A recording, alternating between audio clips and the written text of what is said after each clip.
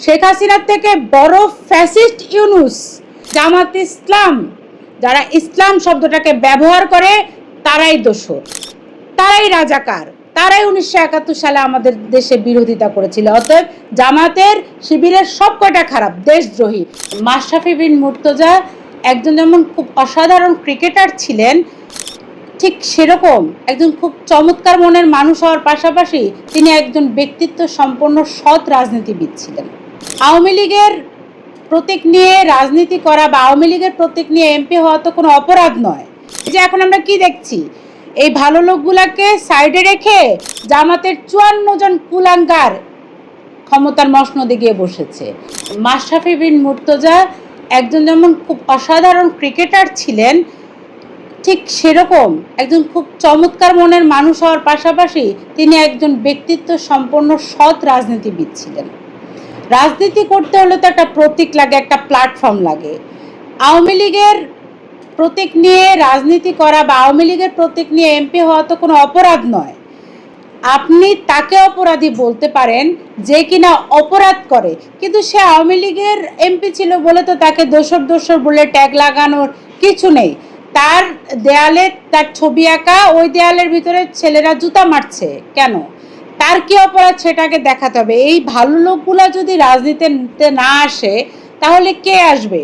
এই যে এখন আমরা কি দেখছি, এই ভালো লোকগুলাকে সাইডে রেখে জামাতের 54 জন কুলাঙ্গার ক্ষমতার মসনদে গিয়ে বসেছে। আমরা তো দেখতে পেয়েছি 54 জন জামাত এবং 90 রাজাকার আলবদর আল শামস বাহিনী এখন সংসদে বসে টেবিল চাপড়াচ্ছে আর শুধু জুলাই করে নিজেদের আখের গুছানোর প্রচেষ্টা করছে। তাহলে তো আর লাভ নেই। তাহলে দেশের শত্রু আসলে কে? স্বৈরাচার বলতে আপনারা শুধু আওয়ামী লীগকে বুঝেন? আমরা তো বলবো শেখ হাসিনার থেকে বড় ফ্যাসিস্ট ইউনূস, শেখ হাসিনার থেকে বড় স্বৈরাচার ইউনূস, যে কিনা 18 মাসে দেশের মানুষের নিরাপত্তা দিতে ব্যর্থ হয়েছিল। যার আমলে মব, তৌহিদি জনতার উৎপাত, এত লুটপাট, এত ছিনতাই, এত রাজধানী, এত ফাঁসি, এত দর্শন সব কিছু ঘটেছে। এখন আবার তার আমলে ঠিকানা আনার কারণে হামে এত বাচ্চার মৃত্যু। এত দুর্ঘটনার পরেও আপনারা কি এটাই বলবেন যে আওয়ামী লীগের সবাই খারাপ? যারা খারাপ তাদের বিচার হোক, কিন্তু একটা দলের বা একটা সংগঠনের বিচার করা কোনোভাবেই সম্ভব না। কিন্তু আপনারা বলতে পারেন যে জামাত ইসলাম, হ্যাঁ জামাত ইসলাম, যারা ইসলাম শব্দটাকে ব্যবহার করে তারাই দোষর, তারাই রাজাকার, তারাই 1971 সালে আমাদের দেশে বিরোধিতা করেছিল। অতএব জামাতের শিবিরের সব কয়টা খারাপ, দেশদ্রোহী, কিন্তু অন্যান্য সংগঠনের যারা অপরাধী তাদেরকে শাস্তি দেওয়া হোক। গড়ে সবাইকে আপনি শাস্তি দিতে পারেন না। জয় বাংলা কোনো দলের স্লোগান নয়, মুক্তিযুদ্ধের সময়কার স্লোগান ছিল জয় বাংলা।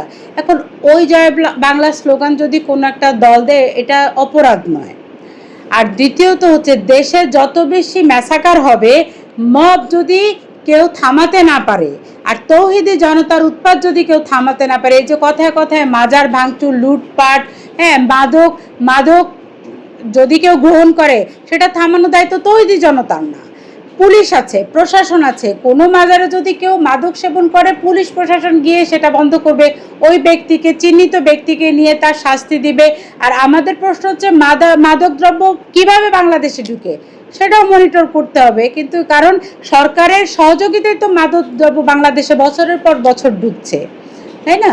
এখন কথা হচ্ছে যে আপনি শুধু কাউকে অপরাধী বানাতে পারেন না।